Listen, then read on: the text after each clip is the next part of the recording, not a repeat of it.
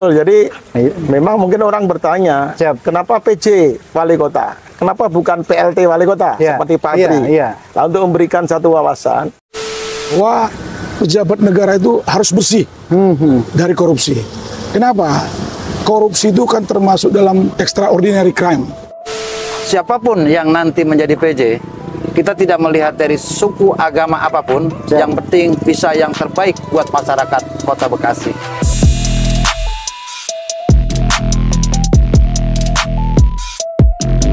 Masih di Dulbar Ngulik, tempat nguliknya gaya asik ya.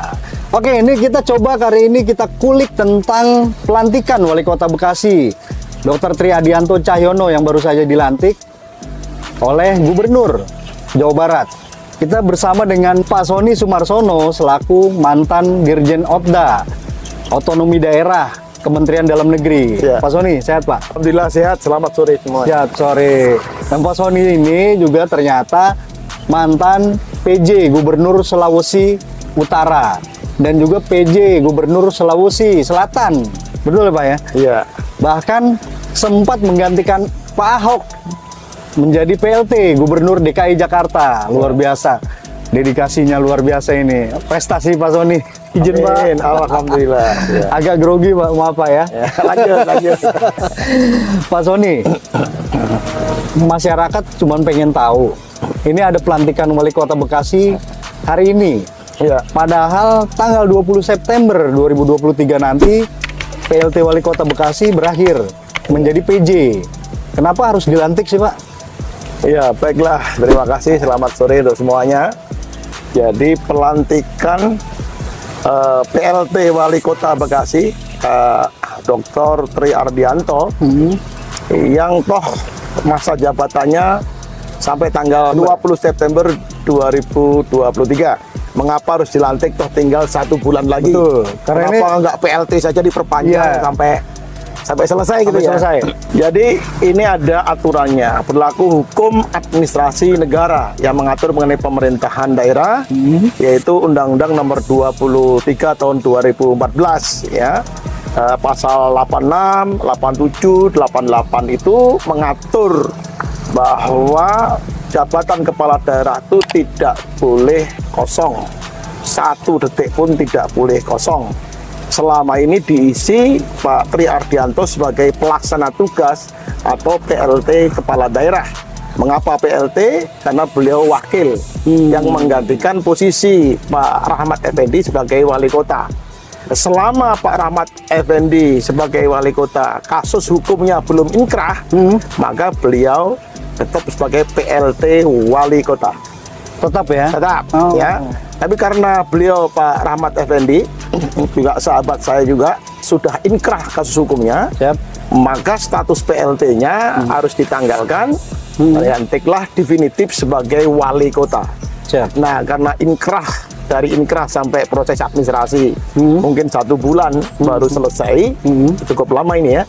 Dan maka keluarlah SK Mendagri untuk mengangkat ya Pak PLT Wali Kota Tri Ardianto itu menjadi wali kota definitif, hilang kata PLT-nya setelah melalui proses yang panjang dari mulai DPRD pemberhentian Pak Rahmat Effendi sampai pengangkatan Bapak Tri Ardianto sebagai wali kota secara administratif diusulkan kepada Mendagri melalui gubernur, kemudian keluar SK dan hari ini dilantik. Sehingga kesimpulannya bahwa pengangkatan Pak Tri Ardianto itu jangankan 1 bulan, kurang 1 minggu, 5 hari, sehari pun sebenarnya harus dilantik karena itu hukum administrasi negara. Dengan demikian nanti Pak Tri Ardianto itu selesai masa jabatan pada tanggal 20 September 2003 itu sebagai wali kota. Ya, sebagai wali kota berhenti dan insya Allah akan digantikan oleh penjabat wali kota Bekasi. PJ wali kota ya Pak ya. Dan itu PJ wali kota tanggal 20 September mulai nanti ya. Untuk sampai dengan adanya pilkada lagi gitu Pak ya. Ya, jadi soal PJ wali kota ya, itu ketika Pak Tri selesai tanggal 20, maka efektif PJ wali kotanya harus sudah ada tanggal 20 September sampai jam 00. Maka jam 00, sekian menit mulailah berlaku penjabat wali kota menempati posisinya. Tapi efektifnya mulai pagi lah, masa jam dini hari Iya. menjabat. Saya kira gitu, Bekerja ya, Pak, ya? mulai bekerja. Itu Iya. pengangkatan PJ Wali Kota Bekasi menggantikan posisi kepala daerah dalam hal ini Wali Kota Bekasi untuk melanjutkan kepemimpinannya sampai terpilihnya kembali Wali Kota definitif hasil pilkada nanti. Oh, siap. Iya. Ternyata memang sudah ada aturannya, seperti yang dikatakan Pak Sony tadi. Bahkan tinggal 1 hari pun masih bisa dilantik juga sebagai wali kota definitif, karena memang sudah seharusnya. Yang bicara adalah pembinanya kepala daerah pada saat menjadi Dirjen Otda, betul ya Pak ya? Iya, betul. Jadi memang mungkin orang bertanya, kenapa PJ Wali Kota? Kenapa bukan PLT Wali Kota seperti Pak Tri? Nah, untuk memberikan satu wawasan, PLT Wali Kota itu diangkat apabila Wali Kotanya kosong. Nggak ada. Tapi kalau Wali Kotanya sudah berhenti periode jabatannya, diangkatlah bukan PLT tapi langsung penjabat Wali Kota. Penjabat Wali Kota. Nah, penjabat Wali Kota itu memiliki kewenangan ya penuh sebenarnya, ya, kecuali beberapa hal saja. Misalnya untuk penggantian ASN harus diizin Mendagri, perjanjian ya yang menyangkut kepentingan publik dalam konteks ya pinjam meminjam uang misalnya keuangan publik juga harus persetujuan Mendagri dan seterusnya. Jadi pembatasnya cuma itu saja, selebihnya memiliki kewenangan penuh untuk memimpin Kota Bekasi. Kepemimpinan sifatnya transisional yang kemudian posisinya ini bukan bedakan ya. PJ Wali Kota itu dilakukan melalui political appointed, artinya ditunjuk. Kalau Wali Kota ya itu melalui political elected, melalui pilkada. Jadi siapapun PJ Wali Kota nanti tergantung ke Mendagri ya Pak ya? Tergantung pemerintah pusat, dalam hal ini Bapak Presiden Republik Indonesia yang kemudian didelegasikan ke Mendagri untuk menetapkan siapapun jadi wali kota. Tentu banyak pertimbangan, banyak kriteria dan melalui berbagai seleksi administratif maupun pertimbangan-pertimbangan teknis lainnya. Yang jelas saya yakin Pak Mendagri pasti akan menunjuk orang yang paling tepat untuk memimpin Kota Bekasi inilah. Dan sebagai political appointed, siapapun juga sifatnya penugasan kepada Kota Bekasi ini.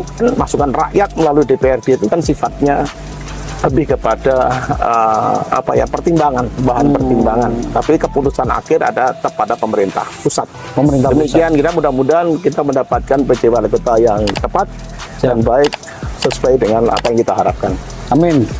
Terima kasih banyak Pak Sony. Ya.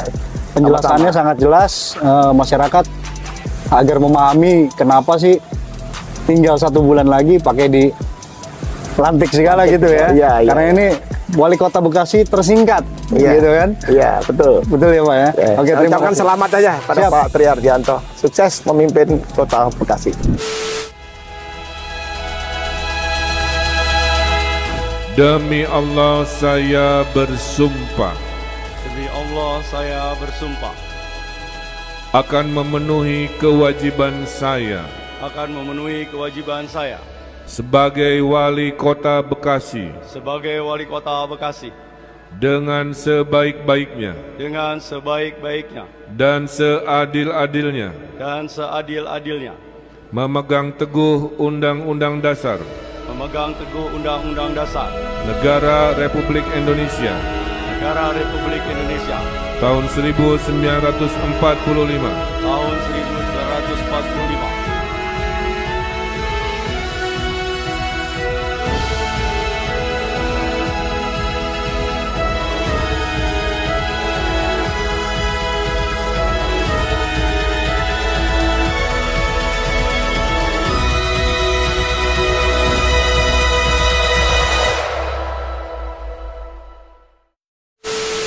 Kita sekarang bersama dengan praktisi hukum yang cukup terkenal di Kota Bekasi ini, Pak Haris Huta Barat.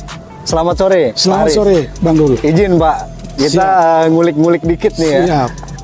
Ini menarik soal PJ Wali Kota pada 20 September 2023 ini kan akan dilantik. Banyak isu, bahkan viral nih Pak, soal pemberitaan calon PJ Wali Kota yang terindikasi menerima sejumlah uang gitu ya, nilainya kalau nggak salah 10 juta itu Pak, untuk makan minum lah, dari kasus waktu perkara di Cirebon. Nah, menurut Pak Haris, PJ Wali Kota nanti apakah harus bersih dari korupsi secara total atau bagaimana, Pak? Saya sangat setuju bahwa pejabat negara itu harus bersih dari korupsi. Kenapa? Korupsi itu kan termasuk dalam extraordinary crime. Extraordinary crime. Artinya korupsi itu adalah perbuatan sistematik terencana oleh penyelenggara negara yang sangat merugikan hak-hak sosial dan ekonomi masyarakat. Siap. Jadi makanya saya sangat setuju harus bersih. Harus bersih. Harus bersih. Dari korupsi. Ya. Dan benar-benar terbukti nggak korupsi ini. Iya. Nah, bagaimana tentang salah satu kandidat menjadi PJ Wali Kota Bekasi ini yang sedang viral nih, Pak. Ini kan disangkakan bahwa menerima suap lah ya dugaannya ya. 10 juta rupiah itu gimana, Pak? Tanggapannya, Pak? Terima kasih. Saya pikir sih sudah ada 3 calon ya. Di mana calon ini kan ditunjuk oleh Kemendagri. Tentu sudah memenuhi syarat-syarat apa yang dibutuhkan untuk menjadi PJ.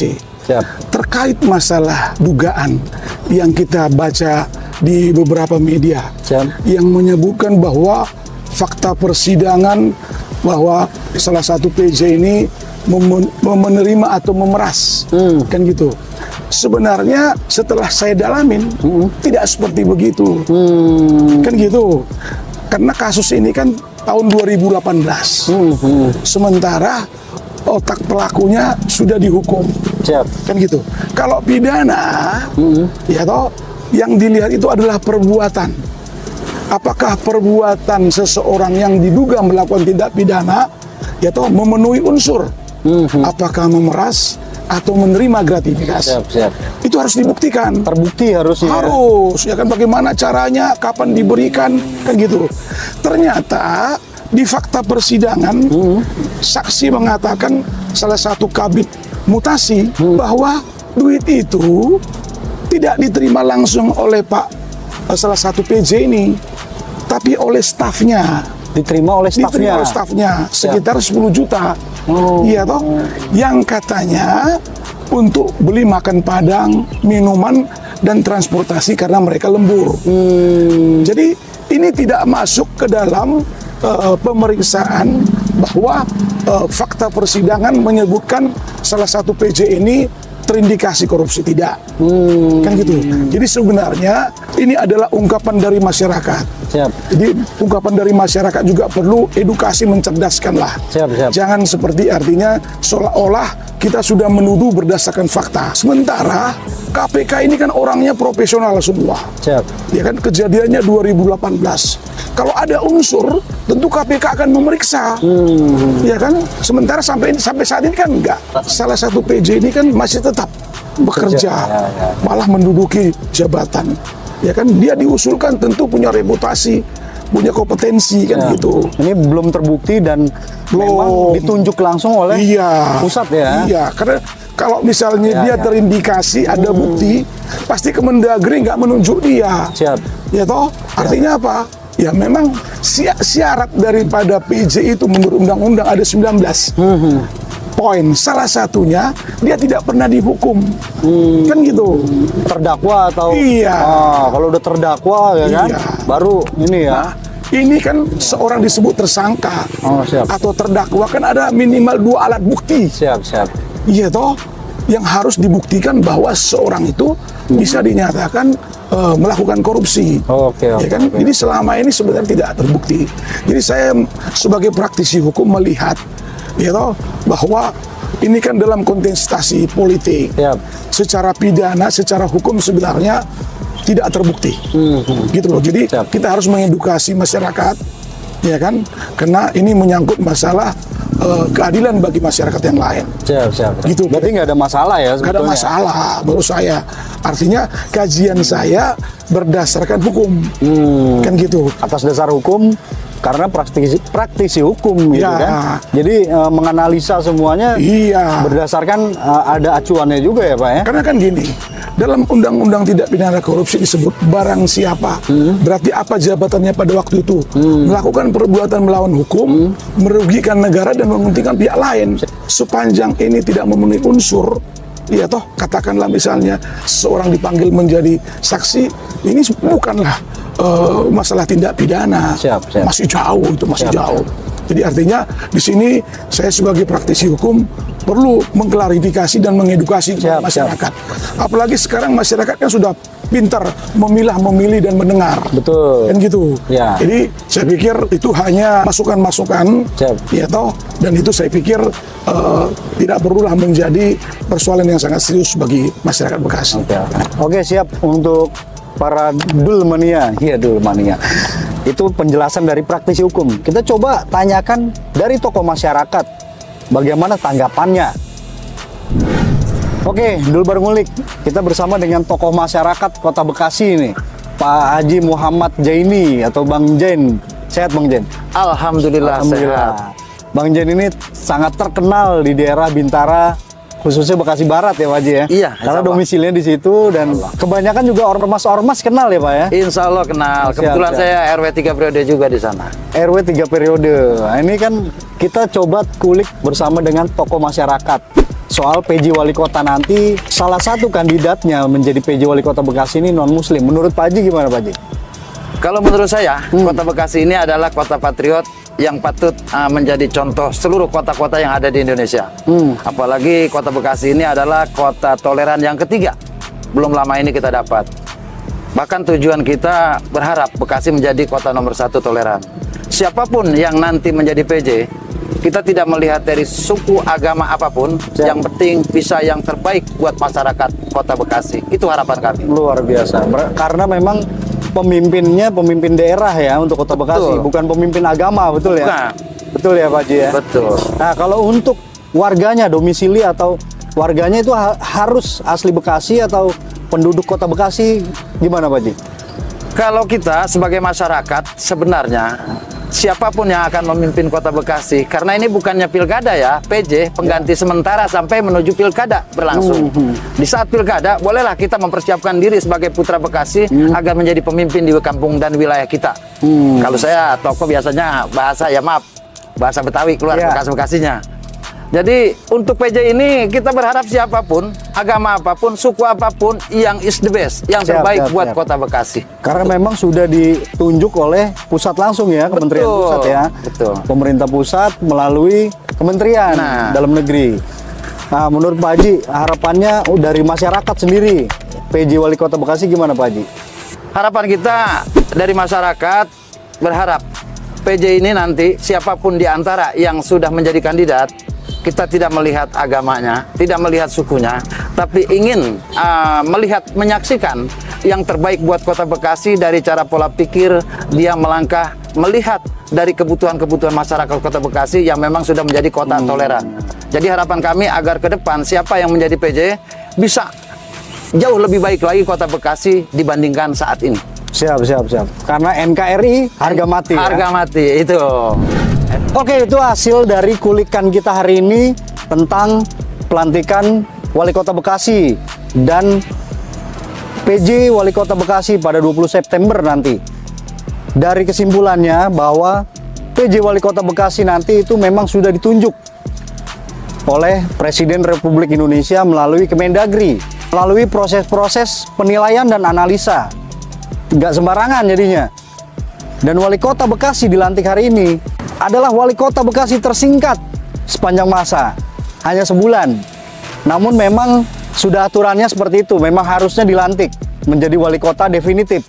Menurut praktisi hukum tadi, juga tentang adanya dugaan korupsi yang dilakukan oleh salah satu kandidat PJ Wali Kota Bekasi, itu semua tidak terbukti.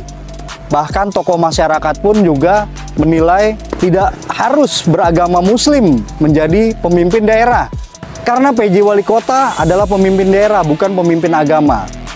Simak terus Dulbar Ngulik, kami menyajikan, kalian menilai. Ayo!